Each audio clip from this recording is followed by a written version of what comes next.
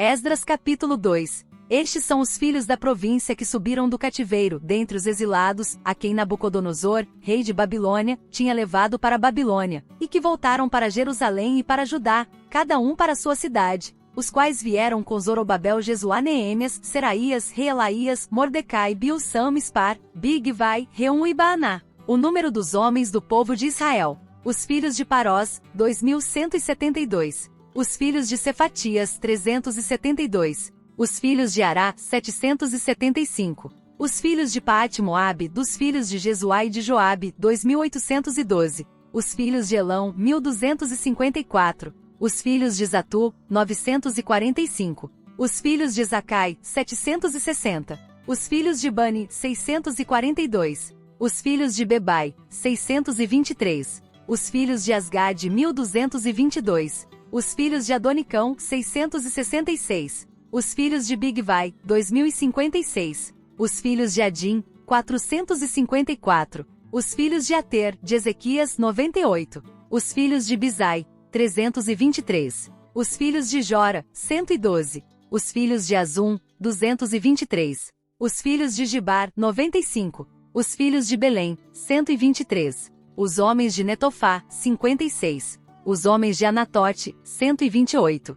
Os filhos de Asmavete, 42. Os filhos de Kiriat-Arim, de Sefira e de Beerote, 743. Os filhos de Ramá e de Gaba, 621. Os homens de Micmais, 122. Os homens de Betel e de Ai, 223. Os filhos de Nebo, 52. Os filhos de Magbis, 156. Os filhos do outro Elão, 1.254. Os filhos de Arim, 320. Os filhos de Lode, de Adide e de Ono, 725. Os filhos de Jericó, 345. Os filhos de Senaá, 3.630. Os sacerdotes, os filhos de Gedaías, da casa de Jesuá, 973. Os filhos de Imer, 1.052. Os filhos de Pazur, 1.247. Os filhos de Arim, 1.017. Os levitas, os filhos de Jesuá, e de Cadmiel, dos filhos de Odavias, 74. Os cantores, os filhos de Asaf, 128. Os filhos dos porteiros, os filhos de Salum, os filhos de Ater, os filhos de Talmon, os filhos de Acube, os filhos de Atita, os filhos de Sobai, ao todo, 139. Os Netinins, os filhos de Ziá, os filhos de Azufa, os filhos de Tabaote, os filhos de Querós, os filhos de Siá, os filhos de Padom, os filhos de Lebana, os filhos de Agaba, os filhos de Acube, os filhos de Agabe, os filhos de Sanlai, os filhos de Anã, os filhos de Gidel, os filhos de Gaar, os filhos de Reaías, os filhos de Rezim, os filhos de Necoda, os filhos de Gazão, os filhos de Uzá, os filhos de Pazéia, os filhos de Bezai, os filhos de Asná, os filhos de Meunim, os filhos dos Nefuzins, os filhos de Baquebuque, os filhos de Acufa, os filhos de Urur, os filhos de Baslute, os filhos de Meida, os filhos de Arsa, os filhos de Barcos, os filhos de Císera, os filhos de Tamá, os filhos de Nesias, os filhos de Atifa, os filhos dos servos de Salomão, os filhos de Sotai, os filhos de Soferete, os filhos de Peruda, os filhos de Jaalá, os filhos de Darcon, os filhos de Gidel, os filhos de Cefatias, os filhos de Atil, os filhos de Poquerete Azebaim, os filhos de Ami. Todos os Netinins e os filhos dos servos de Salomão foram 392. Estes foram os que subiram de Tel-Mela, de Tel-Arsa, de Querube, de Adã e de Imer, porém não puderam provar que as suas casas paternas e sua linhagem eram de Israel. Os filhos de Delaías, os filhos de Tobias, os filhos de Necoda, 652. E dos filhos dos sacerdotes, os filhos de Abaías, os filhos de Acóis, os filhos de Barzilai, que tomou mulher das filhas de Barzilai, o gileadita, e que foi chamado do seu nome. Estes procuraram o seu registro entre os que estavam arrolados nas genealogias, mas não foi encontrado, pelo que por imundos foram excluídos do sacerdócio. E o governador lhes intimou que não comessem das coisas santíssimas, até que se levantasse um sacerdote com Urim e Tumim. Toda esta congregação junta somava 42.360, afora os seus servos, e as suas servas, que foram 7.337. Também havia 200 cantores e cantoras. Os seus cavalos eram 736, os seus mulos, 245, os seus camelôs, 435, os jumentos, 6.720. Alguns dos chefes das casas paternas vindo à casa do Senhor em Jerusalém, deram ofertas voluntárias para a casa de Deus, para edificarem no seu lugar. Conforme as suas posses, deram para a tesouraria da obra, em ouro 61.000 dáricos, e em prata 5.000 minas e 100 vestes sacerdotais. Ora, os sacerdotes e os levitas e alguns do povo, tanto os cantores como os porteiros e os netinins, habitaram nas suas cidades, e todo Israel nas suas cidades. Estudo bíblico profundo de Esdras 2, a importância dos remanescentes na restauração de Jerusalém e sua relevância para nossa vida hoje. Esdras capítulo 2 é uma parte crucial da narrativa bíblica, detalhando o retorno dos exilados judeus à sua terra natal, após a queda de Babilônia. O capítulo enumera os nomes e números dos que voltaram a Jerusalém e Judá, sob o decreto do rei Ciro da Pérsia. Esses exilados foram os primeiros a voltar para reconstruir o templo em Jerusalém, desempenhando um papel vital na restauração da vida religiosa e social de Israel.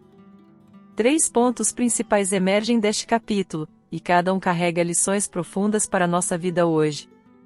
Ponto 1. A importância dos remanescentes fiéis.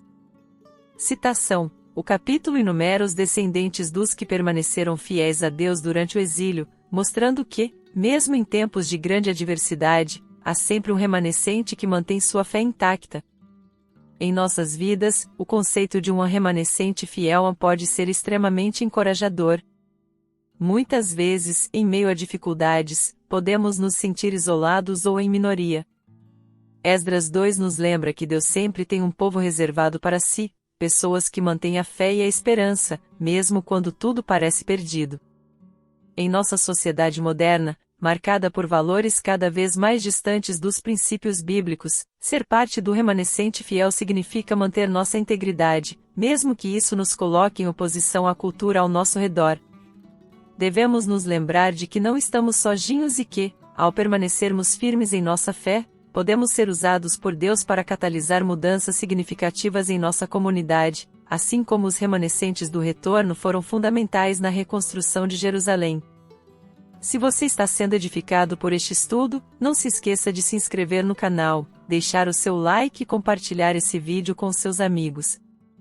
Assim, você nos ajuda a espalhar a palavra de Deus. Ponto 2. A obediência às direções de Deus. Citação: os que retornaram a Jerusalém o fizeram em obediência ao decreto de Ciro, mas também em obediência ao chamado divino para restaurar o templo e a vida espiritual de Israel.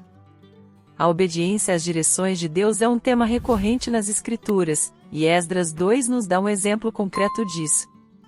Obedecer a Deus nem sempre é fácil, especialmente quando envolve sair de nossa zona de conforto ou enfrentar grandes desafios. Os israelitas que retornaram do exílio poderiam ter optado por permanecer na Babilônia, onde muitos haviam estabelecido vidas confortáveis. No entanto, eles escolheram obedecer ao chamado de Deus para retornar e reconstruir. Em nossa vida, a obediência pode se manifestar em formas variadas, como seguir um chamado para um novo ministério, tomar uma posição difícil em questões éticas, ou simplesmente perseverar na fé em tempos de dificuldade. A verdadeira obediência não é uma questão de conveniência, mas de compromisso com os propósitos de Deus, sabendo que Ele sempre guia e provê para aqueles que o seguem fielmente. Ponto 3. A significância da restauração. Citação: o retorno dos exilados marcou o início da restauração do templo e, por consequência, da adoração a Deus em sua forma mais plena. Restauração é uma palavra poderosa, tanto nos tempos bíblicos quanto hoje. Assim como os israelitas retornaram para restaurar o templo e a cidade, Deus deseja restaurar áreas de nossas vidas que foram devastadas por pecado, dor ou perda.